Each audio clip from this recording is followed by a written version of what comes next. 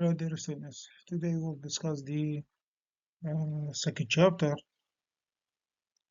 of the instrumentation and measurements in biomedical engineering course. It's titled Basic Theories of Measurements.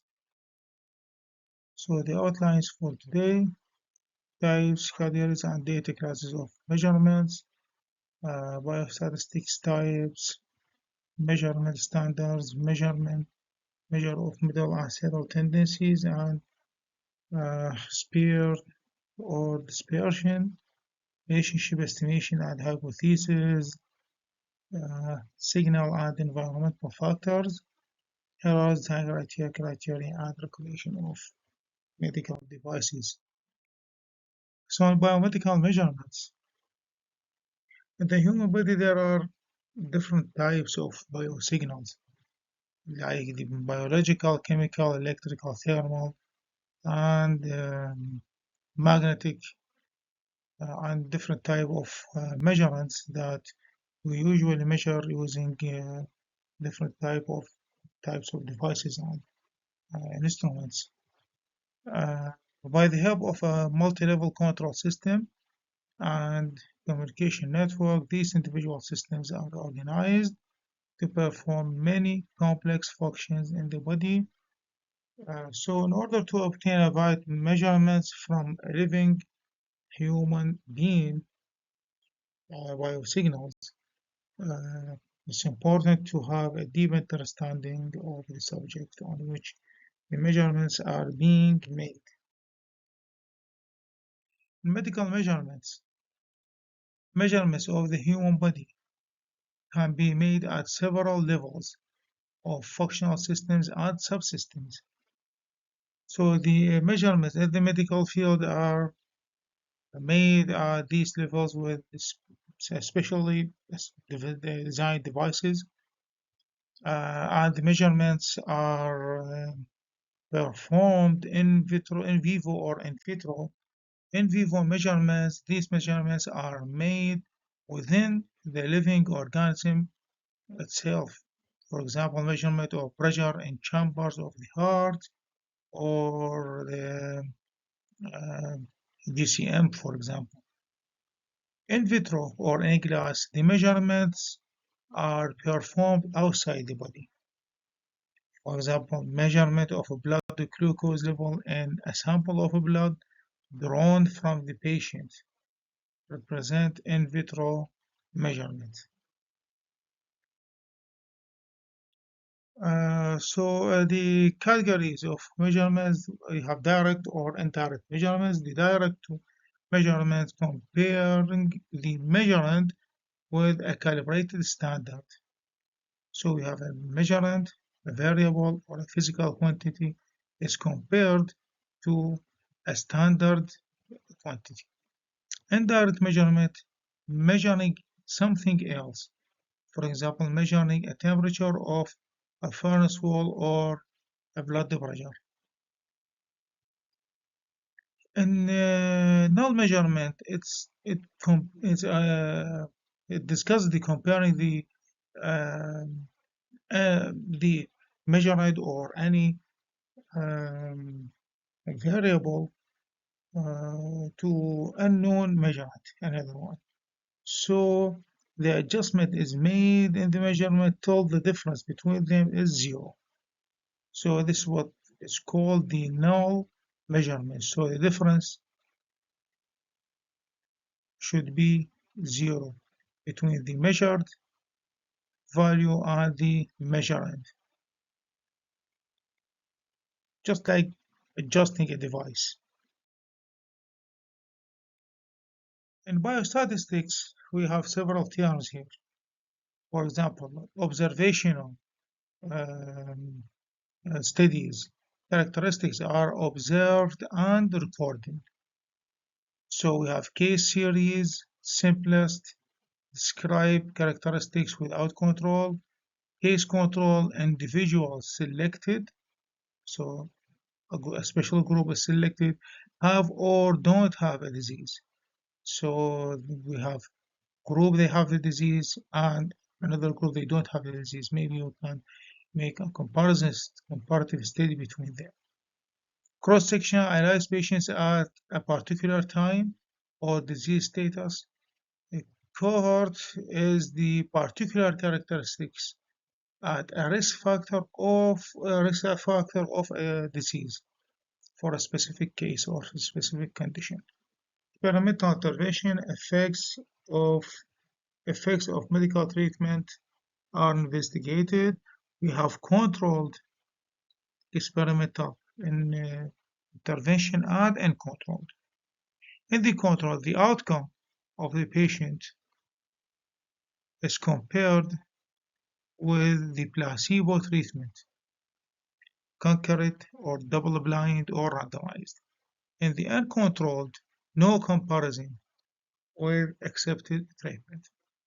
For example, the experimental and controlled intervention, like comparing the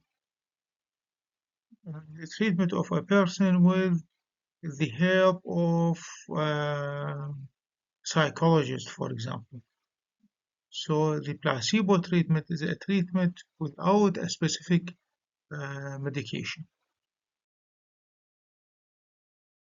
Data classes, qualitative and quantitative. The qualitative data is non-numerical, categorical.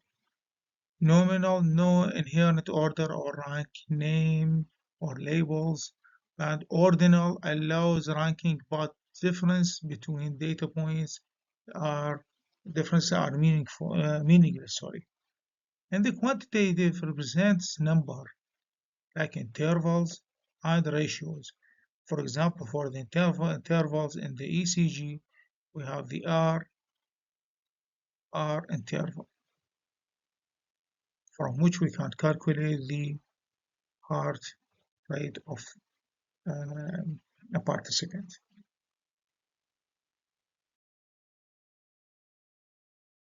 So in data classes, we can understand the qualitative and quantitative studies in the following 4 points. The first one, the purpose of the study. Qualitative, we should find an answer to the why question, and in the quantitative, we should find or look for an answer for the question how many or how much. The second point is the data type and the qualitative observation, sample, word, etc. And the quantitative numbers or statistical results. Third, the approach. In the qualitative, observe and interpret. In the quantitative, measure and test. The fourth point is the analysis and the qualitative grouping of common data, non-statistical analysis, while in the quantitative studies, these are statistical analyses, like the mean, average, and for example, the ANOVA test, etc.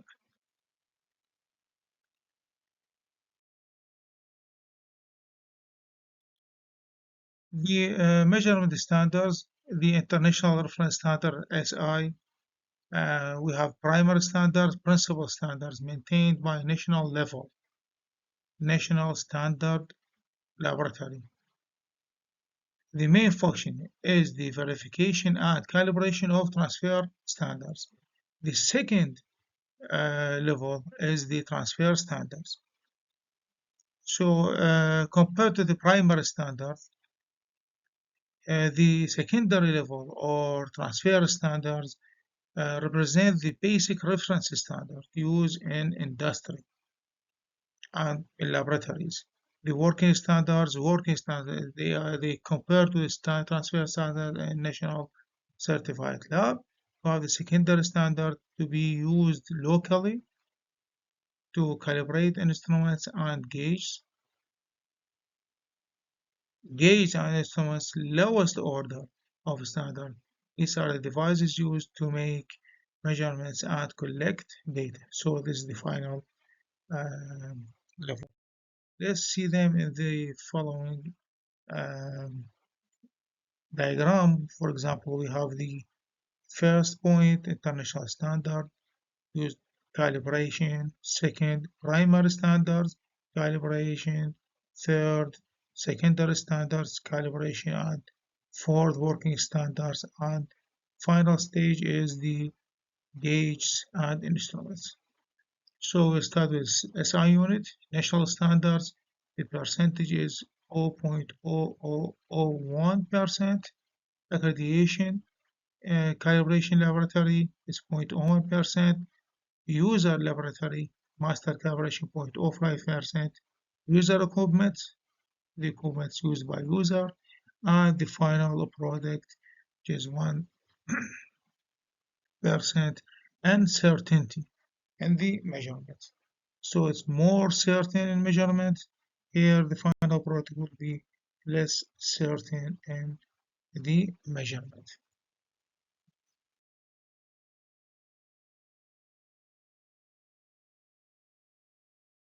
Measure of middle or central tendency, integrated average area under the curve of the function basically signifies the magnitude of the quantity that is obtained by the product.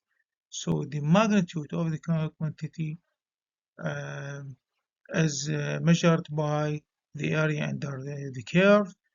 This is the equation of the entire area under the curve. The RMS, or the root mean square, is the size of random fluctuations. This is the equation of finding the RMS. Then the measurement of the spread or dispersion, we have the standard deviation,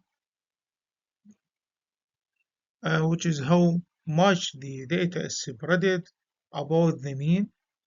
The coefficient of variation, CV, standardizes the variation for comparison of distribution measured on different scales. The higher the coefficient of variation, the greater the level of dispersion around them. So if the CV was high, if this is the mean, the data is much distributed around the mean. Standard error of the mean, or SEM, expresses variability to be expected among the means in the future samples. Correlation coefficient is also a very important parameter. It measures the relationship for numerical variable x and y for paired observation. So here we have two observations. The first one is x and the second one is y. So what is the relationship between them? The correlation relationship between them is measured by using the R parameter. So if the R parameter is positive, there is a relationship between them. If negative relationship, or zero, there is no relationship between them, between the X and Y observations. Confidence interval indicate the degree of confidence percentage that they contain the true value of a population mean. Hypothesis testing reveals whether the sample gives enough evidence for us to reject the null hypothesis. The null hypothesis statement is expressing the opposite of what we think is true. So if we were thinking that X is related to Y, we should do this test of the hypothesis test in order to check the evidence of rejecting the null hypothesis. The p-value indicates how often the observed difference would occur by chance alone if nothing but chance were affecting the outcome. In making measurements, we have several factors. They are very important in measurement and in assessing the measuring devices. The first one is reliability, the ability of a system or component to perform its required function under stated conditions for a specified period of time. The second one, we'll see some examples of these points. Repeatability is the variation in the measurements taken by a single person or instrument on the same item and under the same condition. They are the same or there are specific variations between them. The third point, resolution, the ability to distinguish between small quantities or between the quantities measured by the device. And the fourth point is reproducibility, is the ability of an experiment or study to be accurately reproduced or replicated by someone else working independently. We'll see some examples. For example, of the repeatability, a doctor measures patient's blood pressure. So here we are measuring the blood pressure of a patient using the same device under the same conditions over a short period of time. So repeatability, the doctor takes 5 consecutive readings using the same blood pressure monitor on the same patient. All readings are very close. For example, 120 over 80, 121 over 79, 120 over 81 millimeters. So this is uh, an example of repeatability. A key point here is that the repeatability refers to the ability of an instrument to produce consistent results when operated by the same person and under identical conditions. So there are not so much variations here with the readings. Second point, reproducibility. Different doctors measure the same patient blood pressure, but using different blood pressure monitor and at a different times. So 3 doctors use different blood pressure monitors on the same patient. The readings vary slightly. This is the important point, but are still close. 120 over 80, 122 over 79, and 121 over 82. So this is an example of reproducibility. And the key point here is that reproducibility refers to the ability of different people or instruments to get same or similar results, in fact, when conducting the same measurement under different conditions.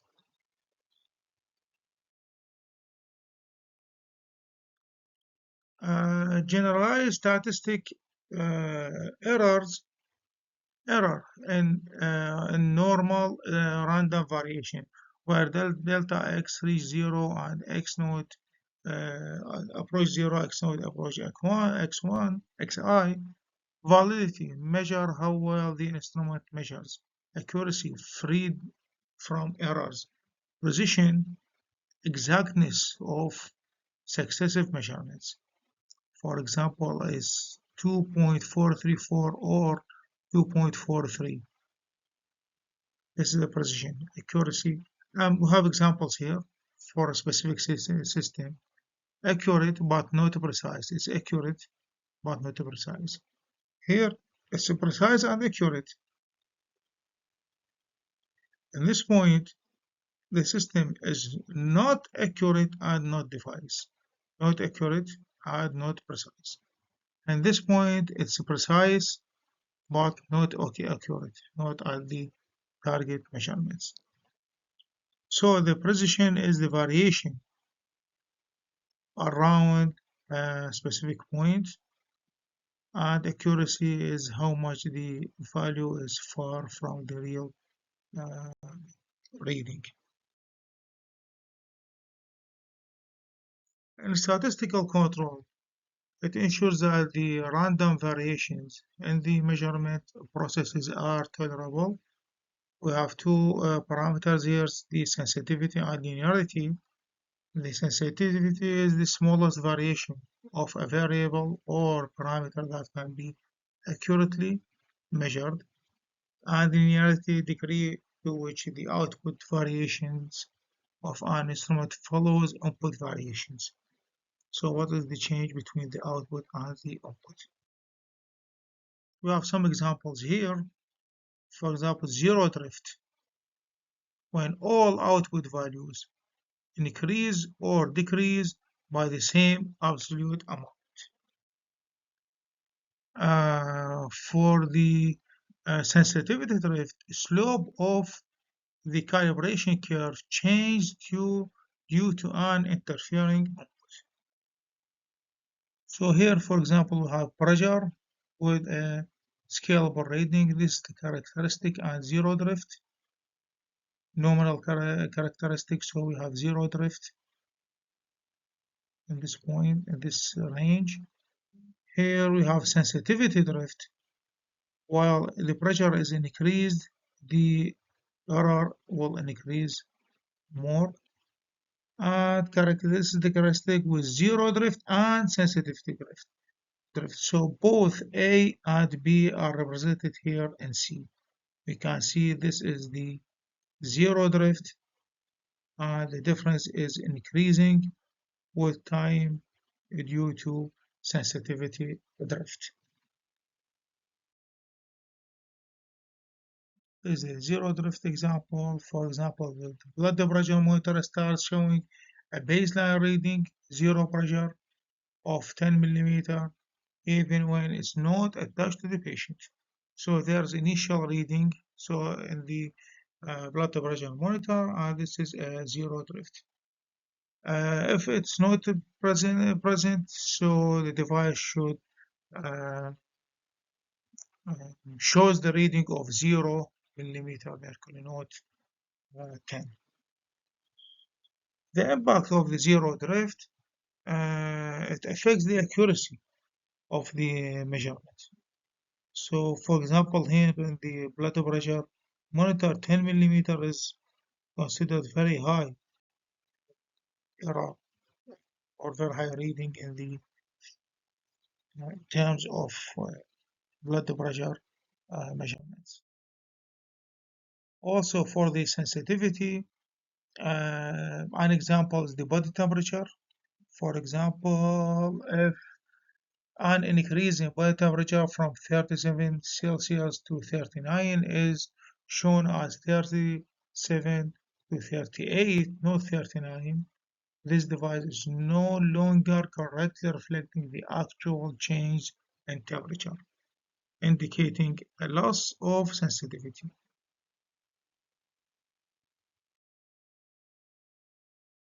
The range is the usable reading from the smallest expected value of the variable or parameter being measured to the largest.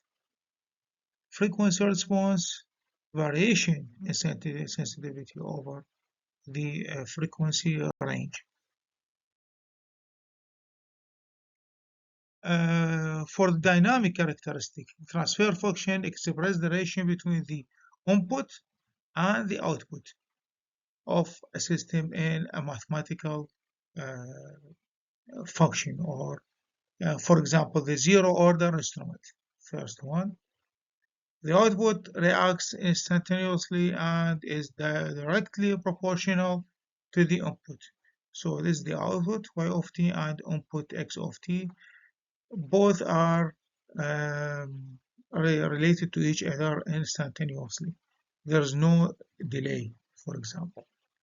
Second transfer function or system is the first order instrument. Introduces first derivative term. This is the first derivative term, meaning the system has some inertia and the output responds to the rate of change on the input. So this is the input, x of t multiplied by initial factor, which is b naught. The output will be multiplied by the A naught, also initial factor, as in the zero order, but there is another term added here, which is the first order term, the first order derivative of the output. The multiplied by A1, which is also initial factor. Third point, the second order instrument introduces a second derivative term. So we have the first, the input, output, initial constants, A naught, B naught, and we have the first derivative term and second derivative term.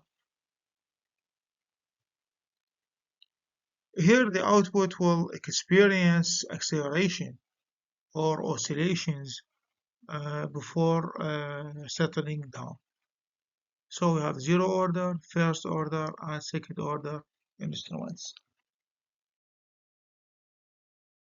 The dynamic characteristic, the time delay instruments where output equals inputs, except that is delayed in time, TD. So the system cannot generate the output directly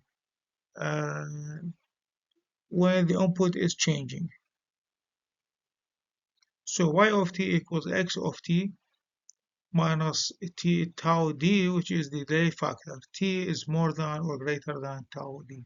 This is the time delay in the system.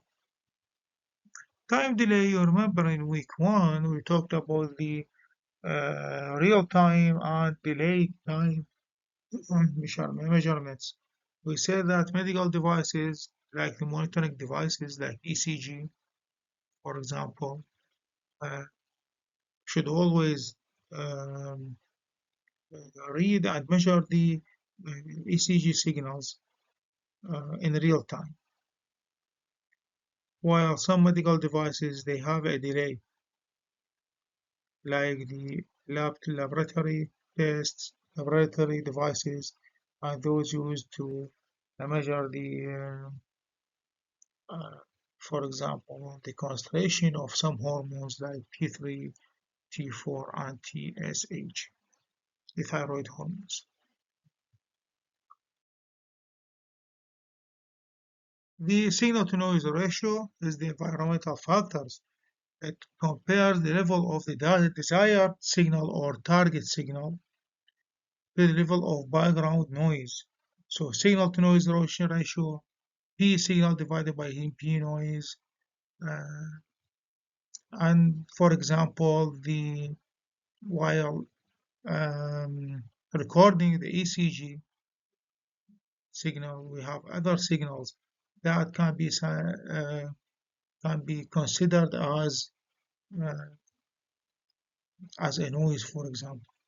As the noise is 50 Hz, and also a biosignals like the EMG or the EOG signals. So the desired noise signal or target signal is the ECG, and the interference or background signals are 50 Hz or EMG and EOG.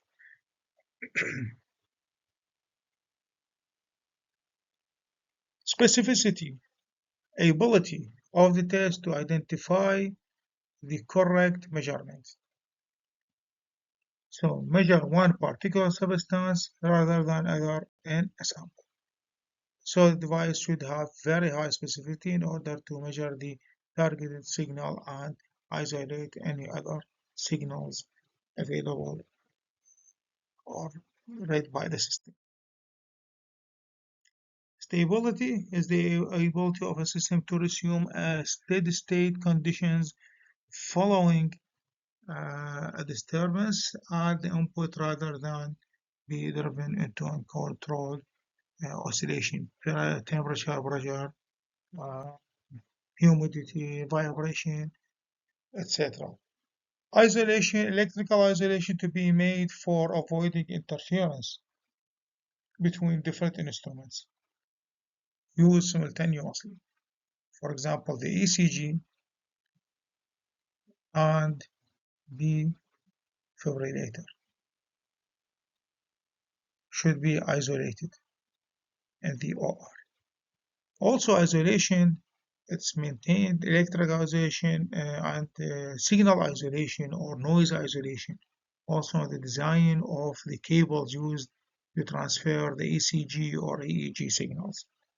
Simplicity, all systems and instruments should be as simple as possible to eliminate the chance of component or human error. The measurement error, theoretical error, static error, dynamic error, and instrument insertion error. For the theoretical error, measurement theory that predicts how a value will behave, linear function over small range of exponential curves. Statistical error, non-function of time or frequency. For example, reading point interpolation and last digital bubble error, temperature or radiation. The dynamic error when measurement is changing in motion. Maybe there will be a dynamic error. In instrument insertion, measurement process alter the phenomenon being measured. In the design criteria, the first point we have the measurement. So the signal factor, environmental factor, medical factors, and economic factor. For the signal factors, sensitivity, the range of the signal, the accuracy, linearity, reliability, the environmental specificity, also signal to noise ratio, what is the noise available in the system, stability, power requirements, mounting size and shape of the device, medical factors, invasive or non-invasive, this is a very important point, material toxicity, electrical safety for both patient and staff, radiation and heat dissipation. The medical device can affect each other, patient discomfort. For example, the wearable device should be as small as possible. In economic factors, the cost, availability, the warranty, consumable, and compatibility of the devices. These points should be taken into account while designing a system. The development process, the first point will be initial instrument, then prototype testing, final instrument design, FDA, BMD approval, and the production. For the initial instrument, what are the parameters or the biosignals to be measured? Here, extensive research should be made in order to design a prototype. The prototype will be tested in different environment and conditions. The final design will be submitted to the FDA in order to be tested and approved. Then the production in which the system or the measurement devices will be submitted to the markets and will be supplied to the healthcare facilities and other interested parties. Regulation of medical devices. We have Class 1 regulation, general control, manufacturer's requirement, registration, remarketing, record keeping, labeling, reporting, adverse experiences, good manufacturing practices. Class 2 performance standards defined by federal government. For example, Little Progress defining 800 standards. Class 3 pre-marketing approval required for devices used in supporting or sustaining human life. Another classification for medical devices, for example, we have the Canadian classifications, which is related to the risk level. Class 1, which is the lowest risk, reusable surgical scalpels, bandages, and culture media. And the European Council is also classified as Class 1. The Canadian Class 2, which is also low and risk factor like contact lenses, epidural catheters, pregnant test kits, and surgical gloves, and European class 2A, and so on. We have class 3 and class 4, which is the highest one, HIV test kits, pacemaker, angioplasty catheters, which is classified as class 3. So this is week 2 or chapter 2 lecture. I wish we will meet you again with chapter 3 and we will discuss it more again in the online lecture. Thank you for your time and your listening.